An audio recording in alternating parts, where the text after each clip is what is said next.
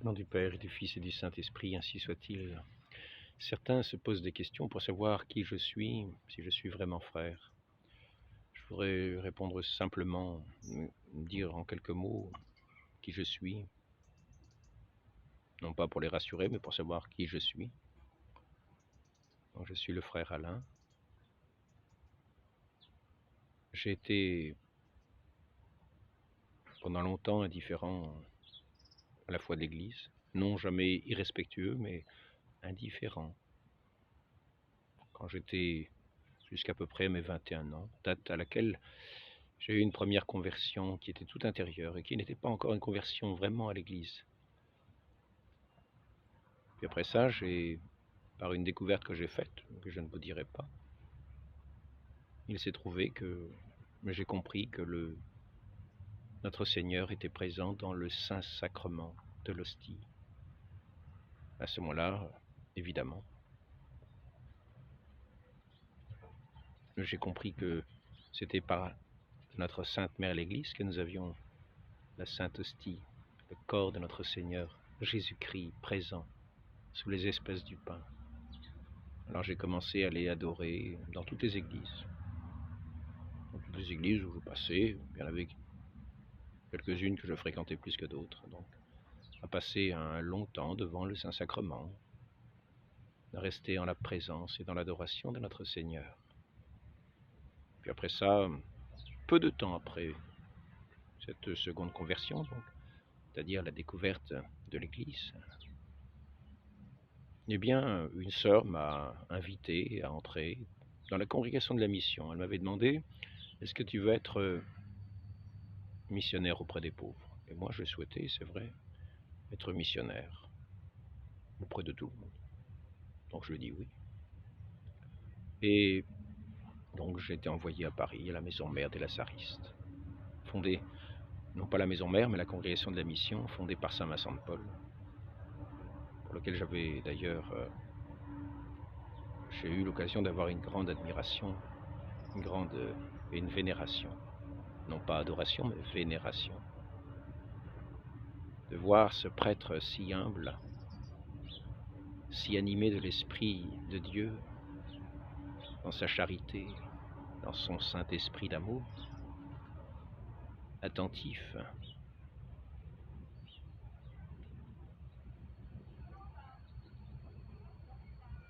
à toutes les pauvres créatures retenues dans les liens de la mort et de la misère, surtout dans les campagnes. Donc il a fondé une congrégation avec l'aide de seigneurs de l'époque, car les seigneurs de l'époque faisaient un grand bien, ils étaient chrétiens eux aussi. Donc ils ont financé la mission, Madame de Gondi en particulier, avec son mari. Et sur ces terres, elle avait demandé des missions pour venir en aide aux pauvres gens qui étaient sur ces terres. Et il n'y avait pas beaucoup de prêtres dans les campagnes. Alors, saint Vincent de Paul a pris quelques missionnaires avec lui, et a évangélisé toutes ces terres des Gondis, qui étaient une des plus grandes familles en France. Puis après ça, la congrégation de la mission a été fondée, et elle a toujours eu comme objectif l'évangélisation des pauvres. Suivant la parole de notre Seigneur, il m'a envoyé évangéliser les pauvres. Donc c'était pour moi un honneur d'être dans la congrégation fondée par saint Vincent de Paul. Par contre, malheureusement, nous étions à une époque où les missions n'existaient plus telles que saint Vincent de Paul les voulait. Il y avait bien encore une maison parmi toutes les autres maisons en France qui faisait des missions, ce qu'ils appelaient des missions, mais j'ai eu l'occasion de participer quelques fois, puis je me suis trouvé ensuite, après le noviciat, je me suis trouvé à être frère dans des maisons à Rennes, à Paris.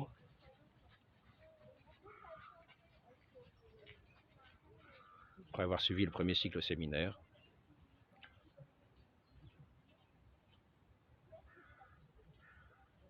Je ne m'étais à l'époque rendu compte, je ne m'étais pas vraiment rendu compte de la crise, à l'époque de la crise de l'apostasie générale qu'il y avait.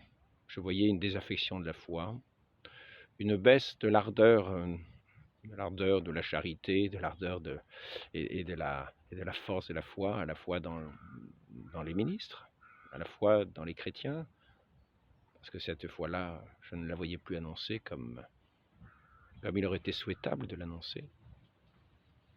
Mais j'étais loin de m'imaginer qu'il y avait eu une révolution. Je savais qu'il y avait eu un changement, car je savais qu'on ne vivait plus comme on vivait avant, dans le silence, la prière, le travail. Dans cette noble congrégation de la mission, la règle était le silence, la pauvreté, à l'origine. Malheureusement, je n'en voyais plus trop les traces, ni du silence, ni de la vie d'oraison, qui était particulière et privée.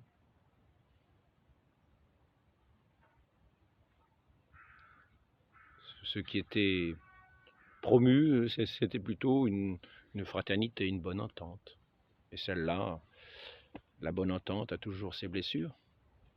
Donc voilà, je suis resté plusieurs années dans la congrégation de la mission, 10-11 ans.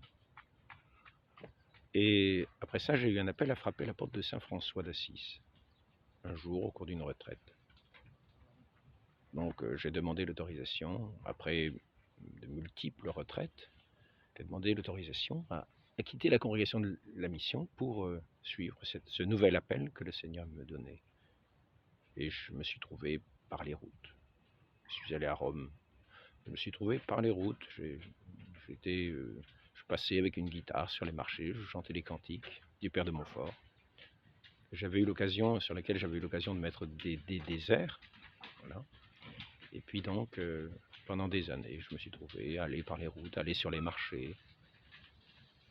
Puis aujourd'hui, où il faut mettre les masques, je ne vais plus sur les marchés, parce que je pense que nous sommes de la même façon qu'a eu lieu la révolution dans l'Église, c'est avant tout la révolution civile qui continue d'étendre sa main noire un peu partout.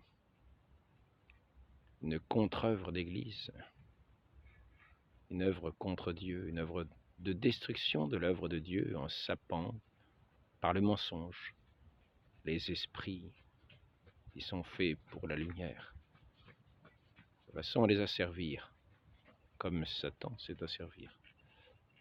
En allant par la route, j'ai eu l'occasion de découvrir pour une première fois le prieuré du côté de Dinan, où était la fraternité Saint-Pédis. Et j'ai eu l'occasion d'ouvrir un livre que me présentait un des prêtres, où il était dit que,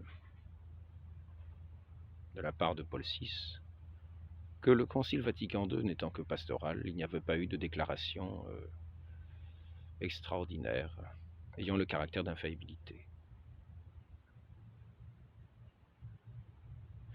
Et par conséquent, ça a fait en moi un déclic. Je me suis dit, un pape qui est en train de nous dire que un concile qui vient d'avoir lieu n'a pas de note d'infaillibilité. Il n'y a pas de déclarations qui ont des notes d'infaillibilité. C'est-à-dire qu'il est en train de nous dire, c'est ce que j'avais compris à l'époque, il est en train de nous dire que les textes sont peut-être faillibles.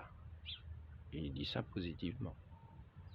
Comme quelqu'un qui serait sur un pont, qu'on inviterait à avancer sur un pont, lui disant les poutres du pont, les planches du pont sont peut-être pourries. Elles ne sont pas tout à fait sûres, vous savez. Avancez sur ce pont à 300 mètres d'altitude, mais les planches sur lesquelles vous marchez ne sont pas sûres de résister sous votre poids. Donc, ayant refermé le livre et l'ayant emporté avec moi, car il m'était donné, j'ai eu l'occasion d'étudier la suite de ce livre. Et ça m'a fait renoncer à participer à un mensonge révolutionnaire qui s'était installé sur tous les lieux saints de l'Église, du Vatican, dans toutes les églises, dans tous les lieux de pèlerinage, où la Révolution avait mis ses marques, ses trophées, et où les occupants occupaient. Par conséquent, je me suis trouvé réduit à ces petites chapelles, d'abord de la fraternité Saint-Pédis, jusqu'au jour où je comprenais qu'il n'était d'aucun sens de dire que s'il y avait un pape, il ne fallait pas lui obéir, car c'était une doctrine de foi que nous devons obéissance au pape, et qu'il est la règle de la foi, que par conséquent, si ceux qui prétendent être pape n'étaient pas eux-mêmes obéissants à la foi transmise par les apôtres, c'est qu'ils n'étaient pas catholiques et c'est qu'ils n'étaient pas papes, et que par conséquent, il n'y avait aucune obéissance à leur avoir, mais non pas parce qu'ils sont papes, mais parce que tout simplement, ils ne sont pas papes et n'ont aucune autorité. Voilà. Donc maintenant, je me trouve réduit à être dans des chapelles de Saint-Pie V, où les gens essayent de garder la foi catholique. La foi catholique est belle, elle est simple, elle est fidèle à ce que le Christ nous a transmis, puisque c'est la foi que nous a transmise le Christ, notre Seigneur Jésus-Christ. Et comme le dit le cardinal Sarah, que j'ai eu l'occasion d'écouter récemment, on veut faire une nouvelle Église, mais ce n'est pas l'Église du Christ. Par conséquent, je préfère rester dans un petit nombre, des petites chapelles, dans le mépris général du monde, mais dans la fidélité à Dieu, car il fait son œuvre ainsi qu'il la veut. Et ce n'est pas à moi de déterminer si il serait mieux de faire autrement. Non, moi la seule chose que j'ai à faire, c'est de m'efforcer d'être fidèle à notre Seigneur, à ses enseignements et à son Église.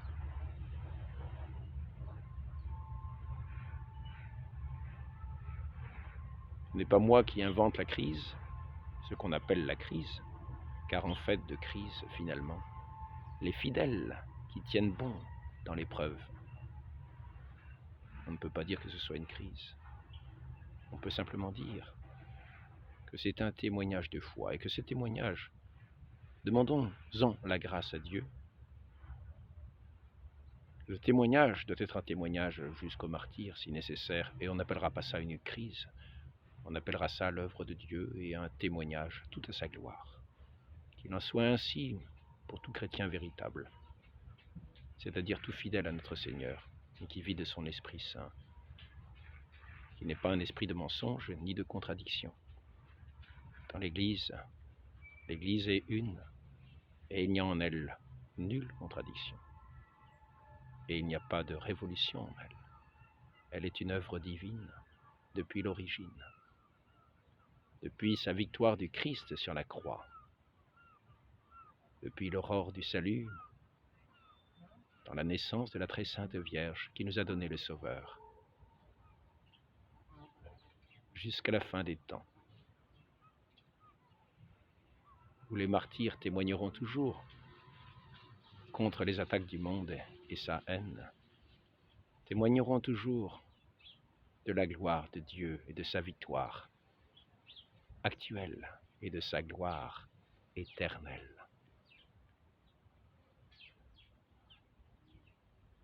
Manifestée dans sa plénitude, dans la fin des temps, que nous attendons dans une grande espérance, une grande joie. Ainsi soit-il. Au nom du Père et du Fils et du Saint-Esprit, ainsi soit-il.